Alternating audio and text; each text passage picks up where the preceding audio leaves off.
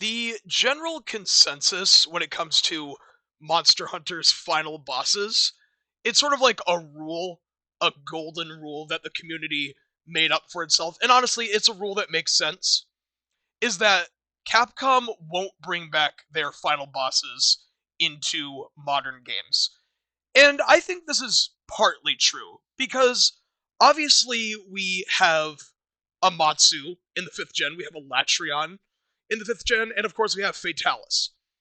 So I believe this rule applies to modern final bosses like your Xeno'jiiva, Narwa, Shara, Geismagor, all those probably won't be in any future games unless they are so far into the distant future that this video has its purpose negated. But the point is, if a final boss is old enough, as in Gen 4 or earlier, it is exempt from this rule or consensus, because clearly we can have final bosses from previous games in modern games. So where am I going with this? Well, this isn't my theory. This theory was made up by a friend of mine. His name is Xavier the Appleton. He comments on my videos somewhat frequently. You might see him, and if he posts a comment on this video, hope he does, I will pin it. So, hi Xavier, how you doing? This is your theory, and I am simply expressing it here. You get all the credit. So, the theory is this. We got Amatsu and Elatrion in the 5th gen, which are Gen 3 final bosses. We did not get Diamorales, because that would require underwater combat, but to be honest, Fatalis is kind of like Diamorales, because, Fatalis skeleton, sort of the same general movement, right? It's like, well, yeah, we can't put Diamorales in the 5th gen without water combat, so Fatalis is sort of like a nod to that, and also, it's just Fatalis. It's a Gen 1 final boss. It's the original final boss. It makes sense to have him in the Monster game that pretty much westernized the entire franchise. It makes sense, right? So you can almost say we got all the Gen 3 final bosses in Gen 5. With Wilds, it is very clear that the game takes inspiration from Gen 4. The game is very Gen 4 inspired. We straight up have the Ace Lancer in the game. Gemma, or Gemma, however you say her name, is Little Miss Forge. Like, that just is her. Like, that is straight up Little Miss Forge from 4 Ultimate. And based on what we've seen, it seems like Wild's story will be us traveling to different tribes, different villages, whatever you want to call them, which is exactly what we did in 4 Ultimate. So Wilds is looking to be 4 Ultimate 2, pretty much. So where am I going with this? Well, it's about the Gen 4 final bosses. Dalamater, Gogmazios, Akarkos, and Atal'ka.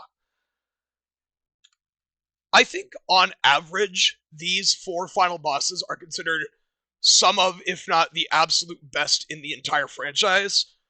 Pretty much all of them have been demanded for a comeback. Everyone wants Gog.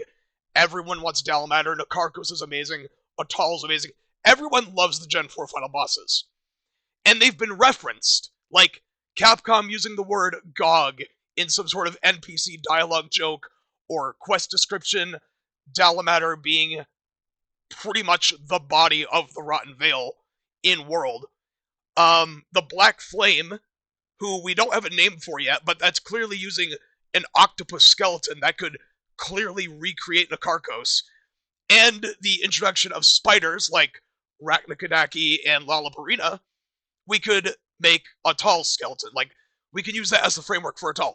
All of these bosses, all of these monsters, could be in Wilds, and given that it's based on Gen 4, I think of all Monster Hunter games, Wilds and Portable 6, I have to be fair to Portable 6, because that will be a game that exists before Monster Hunter 7. I know it's being worked on right now. It has to be. They gotta have some filler Monster Hunter game to give us before the 7th generation, which that's gonna be a ways off, but you get the point, right? So, given the fact that we got the Gen 3 final bosses in World and Rise respectively, we'll probably get the Gen 4 final bosses in the 6th generation. I think it's going to go something like this. We will probably get Dalamater as a high rank title update in Base Wilds, Gogmazios as a master rank title update in Wilds Ultimate. And when Portable 6 rolls around, and I have my own theory regarding Portable 6, I thought of this myself, we will get Nakarkos as a high rank title update and Atal Ka as a master rank title update, both regarding Portable 6. And speaking of that game, whenever it rolls around, because Generations Ultimate was supposed to celebrate 10 years of Monster Hunter, it has now been 20 years. So, what if Portable 6 is the next Generations Ultimate? Think about it. What if it's Generations Ultimate 2 and it's an All-Stars celebration game where you put a whole bunch, like most of the 5th and 6th gen monsters into this one super collection, like 90, 100 plus monsters or so, and we'll just have the next GU. Like, wouldn't that be amazing? Of course, Nakarkos and Atal Ka would be incredible candidates for title update monsters for Portable 6. So, that's pretty much it. Not a super long video, just me wanting to explain this Gen 4 final boss theory. And I'll throw in one more anecdote before I end the video. 4 Ultimate was also the first game since 2nd Gen, so basically Freedom Unite, that we got a Cantor and Eucanlos. I feel like they are also pretty likely to show up somewhere in the 6th Gen. Probably Wilds, most likely. And because, Wilds is based on 4 Ultimate, which were the comeback games for a Cantor and Eucanlos in 2015, they would probably show up in Wilds as well. And because they use the Tigrex skeleton, they'd be very easy to develop and code and whatnot. They will probably show up as well. And that's about it. That's why I think the Gen 4 final bosses, and I guess a Cantor and Eucanlos on the side, are almost certainly guaranteed to show up in the 6th Gen.